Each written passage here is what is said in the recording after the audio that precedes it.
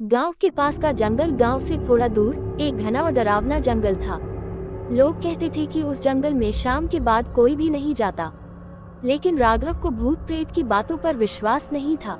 एक दिन उसकी दोस्ती साबित करने के लिए उसके दोस्तों ने उसे चुनौती दी कि वह उस जंगल में रात भर अकेला बिताए।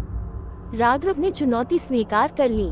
शाम ढलते ही राघव ने अपना टॉर्च और एक बैग लिया और जंगल की ओर चल पड़ा। जैसे ही वह जंगल में पहुंचा, सन्नाटा और अजीब सी ठंडी हवा ने उसका स्वागत किया।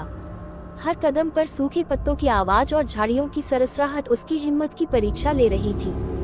जंगल के अंदर पहुंचकर उसने एक बड़ा पेड़ देखा और उसके पास बैठ गया।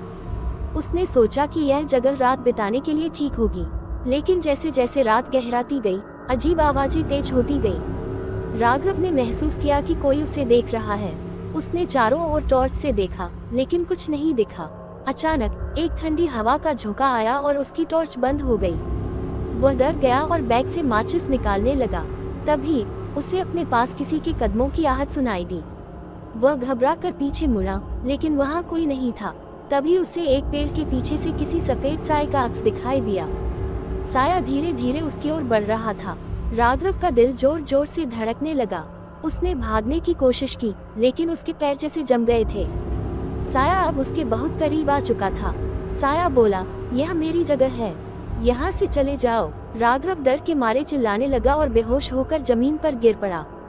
सुबह जब गांव वालों ने उसे जंगल से बाहर निकाला, तो वह कांप रहा था और कुछ बोलने की हालत में नहीं था।